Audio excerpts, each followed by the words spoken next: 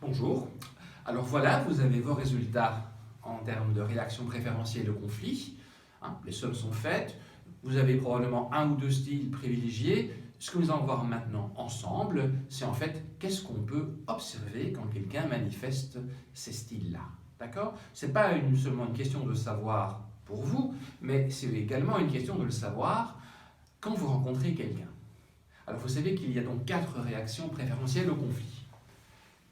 Assertivité, lutte, domination, fuite, soumission et manipulation, séduction. Chacune avec avantages et inconvénients, mais ça nous verrons ensemble plus tard.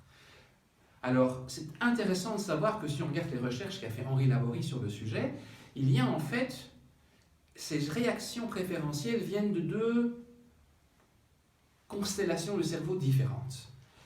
Si on regarde la gestion des modes mentaux, en tout cas on l'appelle comme ça à l'Institute of Neurocognitivism, le mode automatique est un mode que nous avons hérité, prend en fait les 3 réactions de lutte, de fuite et de manipulation.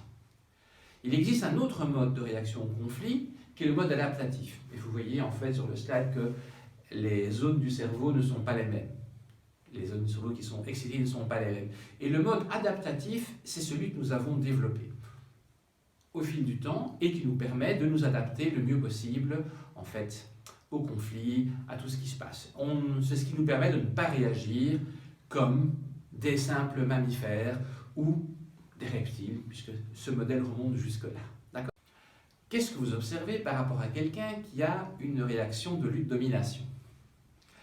Les comportements observés c'est quelqu'un qui décide, c'est quelqu'un qui est capable d'imposer ses idées, c'est quelqu'un qui insiste, qui est aussi capable d'écoute, d'échange, qui peut manipuler terreur et menaces, qui impose aux autres des objectifs irréalistes, qui a l'air en tout cas très sûr de lui et très confiant en lui et qui montre beaucoup de rigueur. Ça, c'est à ces réactions-là, vous pouvez vous dire, c'est quelqu'un dont la réaction pourrait être la lutte-domination.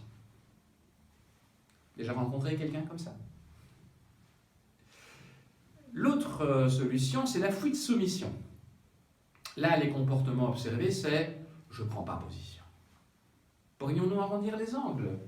Je n'interviens pas, j'intériorise, et en fait, j'ai des difficultés à ne pas savoir dire non.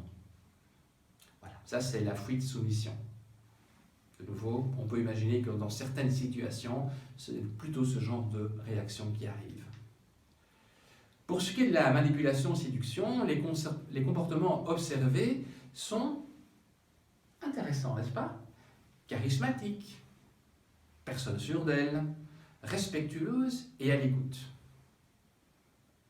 Est-ce qu'on dirait vraiment que c'est la manipulation-séduction ? Possible aussi de réagir comme ça. Et enfin, c'est quoi une personne assertive ?